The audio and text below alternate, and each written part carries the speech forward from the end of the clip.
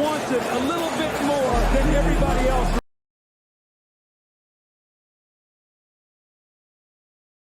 Mike, appreciate you sitting down with me. This is really an honor, one, because of who you are, but more than that, we're obviously here on a golf course. And it's a pretty special bond in terms of the basketball players who love golf. That group is growing by the years. A lot more people picking up the game, but you've been in it for a long time, and I'm fascinated just to know, how that love for golf in general just started, and how you balanced, golf and basketball while you were playing. Because I'm in that boat right now, and I feel like sometimes I'm playing too much golf, but sometimes I feel like I'm not playing enough. Well, that's the easiest point. I mean, that's the easiest question I can answer. Is that when I was playing, it was snow on the ground in Chicago. There was no golf courses. There was nothing. If it was, things would have been a little bit different. But I kind of got into golf mainly because, from a competitive standpoint, to me, it is the hardest game to play. Absolutely. I can always respond to an opponent, a defensive guy, offensive guy, whatever, but in golf, it's like playing in a mirror, and you're battling yourself consistently to try to get perfection every swing, every putt. For a competitive person like me, this is what keeps me sane, because when I walk away from the game of basketball, that was enough to keep my competitive juices working. Absolutely. Now when I don't have that game, this game, and it even drives me crazy then. Now I go fishing in between my golf because I got to show patience in fishing. That's going to be relative to golf. Good morning and welcome to the first day of the 43rd Ryder Cup.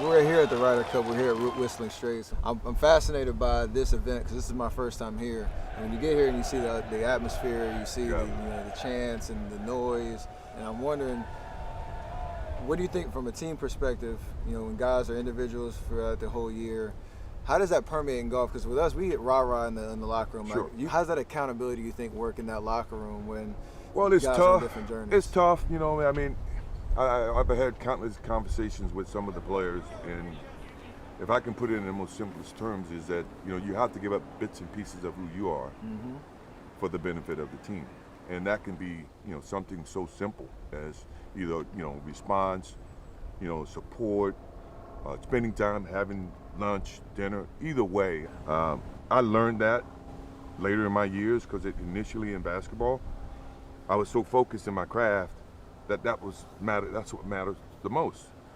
But to win, you have to give parts of yourself to other people and look at people in a different manner and come to accept them. Ryder Cup is very similar in the same sense. I mean, you got Tiger Woods on your team.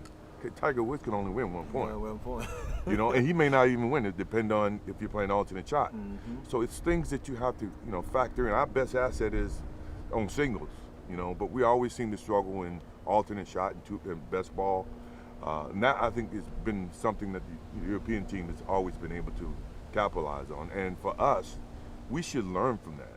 Well, a fixture at Ryder Cups through the years. I first remember seeing Michael Jordan at his first Ryder Cup in Valderrama, Spain in 1997. These guys can go to any event they want in the world, and they never miss the Ryder Cups. I know you've traveled to Europe and been on the road venues. You've been in home venues.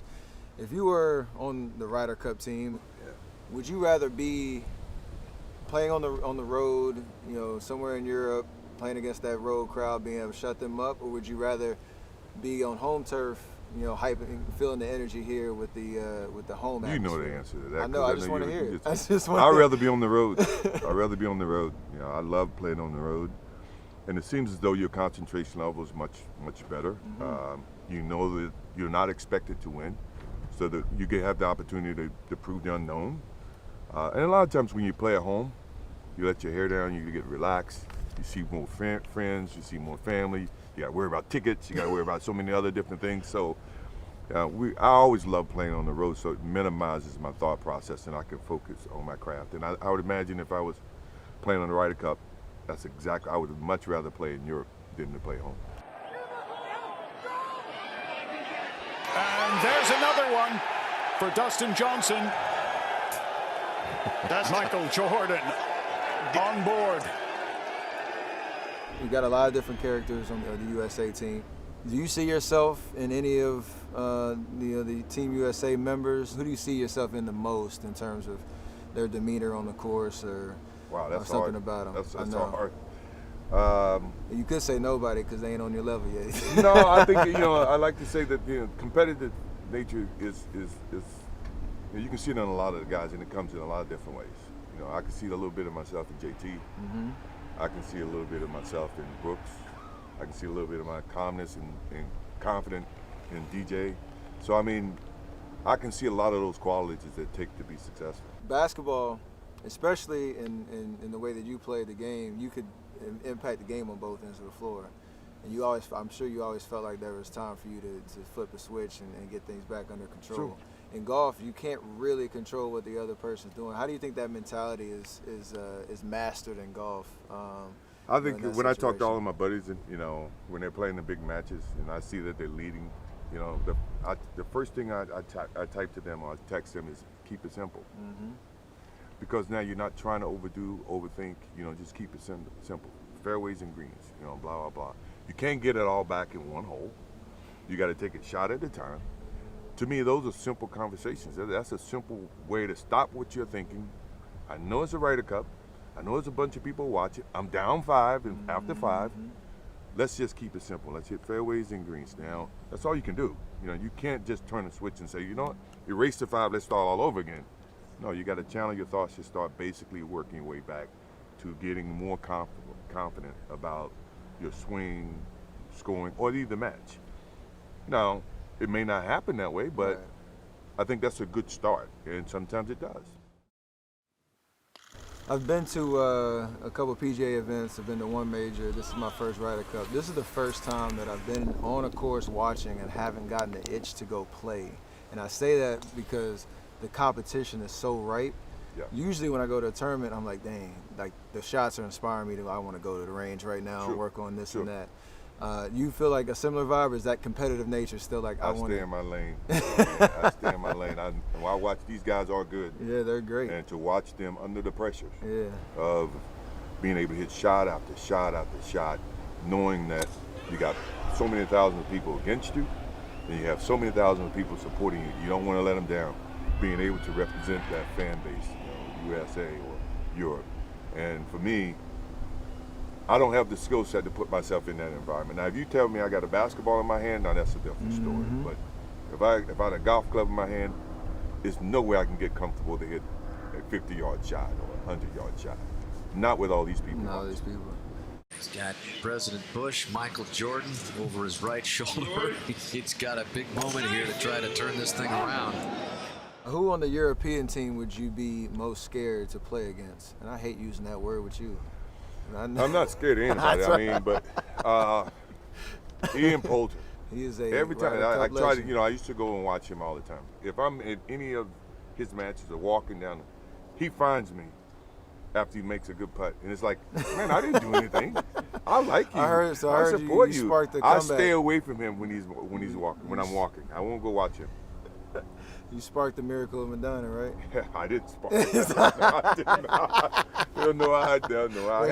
I had my own thoughts about it, but I didn't spark it.